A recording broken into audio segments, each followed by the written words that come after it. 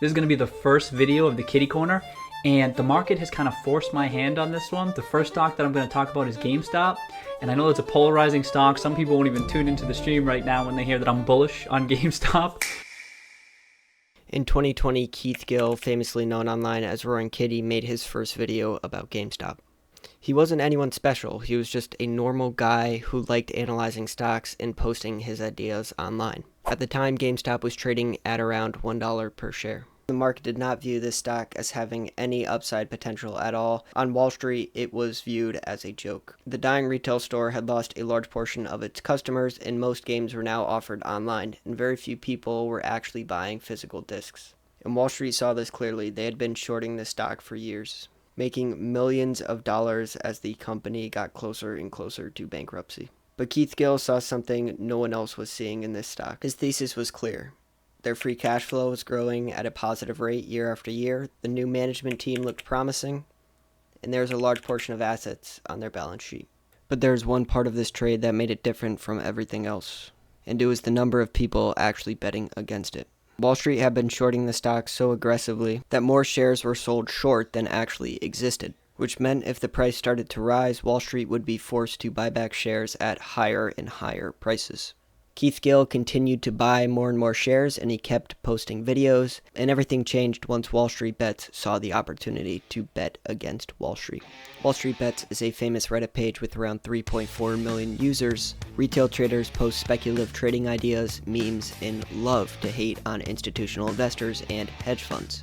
Keith Gill, who went under the username DeepFuckingValue on Reddit, had been posting about GameStop for years prior, and it eventually started to pick up some traction on WallStreetBets. Users realized that they could allow hedge funds to lose millions of dollars, and they absolutely loved this. So what exactly is a short squeeze? A short squeeze is when investors begin rapidly buying a stock and increasing the price. Short sellers, or Wall Street in this case, are forced to buy back their shares at higher prices, locking in large amounts of losses. If Wall Street didn't buy back its shares, it would have the potential for unlimited losses. On January 13th, 2021, GameStop started to surge in price. So good for them. But now here's the other fear, and I'm going to get into it with my panelists. Libertarianism, letting the market rip, and paternalism of, is it really okay to let these people lose money? People on WallStreetBets who have made money to pay off their mortgage. I read about a post yesterday of a kid that was able to pay off his entire student loans. First of all, congratulations to them. We all wish people can make as much money, and we wish they were making it on Apple, or we wish they were making it on Microsoft, but they're making it on companies that the three of us know are actually not doing that well. In just one day, the stock price increased by 54%. In the next 15 days, it gained about 6,050%. Keith Gill and WallStreetBets were locking in large profits, while Wall Street was hurting really badly. They had no other choice but to lock in a loss. Some estimate that Wall Street firms lost around $110 billion during this time. One of the biggest shorters of GameStop, Melvin Capital, reported losses of around 53%. Because of this, they required a $2.75 billion bailout to stop them from going under. So Wall Street won, or did they? Everything changed when Robinhood announced that it would ban any further buying of GameStop. Wall Street and home traders over GameStop that has taken a dramatic new turn.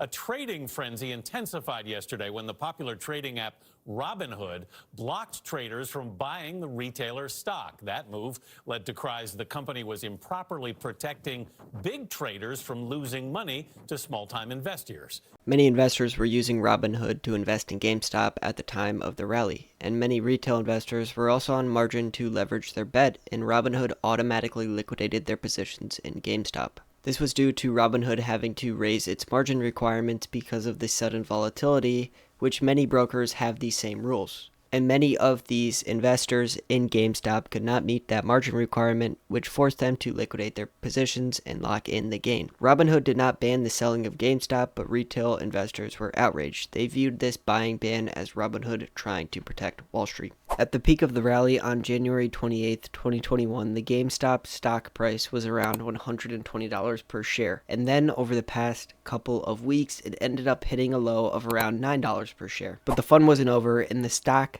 had two other rallies. The great part of this whole thing was that Keith Gill was a millionaire and didn't ever have to work again, but he refused to sell his shares. During this whole process and the GameStop rally, Keith Gill was still a registered agent. and was working in the securities industry, more specifically at MassMutual as a financial educator. Around February 2021, Massachusetts security regulators and potentially the SEC began to investigate Keith Gill. Everything came down to February 18th, 2021, when Keith Gill testified to Congress. I'm happy to discuss with the committee my purchases of GameStop shares and my discussions of their fair value on social media.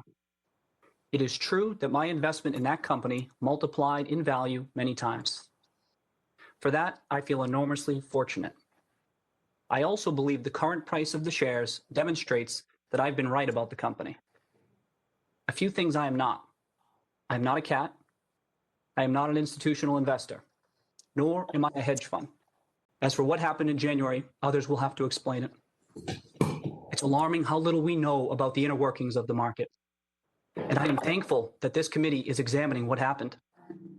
I also want to say that I support retail investors' right to invest in what they want, when they want. Ultimately, Roaring Kitty, or Keith Gill, was never charged by the SEC or Massachusetts regulators. As of now, the stock price sits at $22.93 per share and has had positive earnings for the past 7 quarters. Roaring Kitty last posted 1 year ago and still remains one of the most infamous retail investors of all time.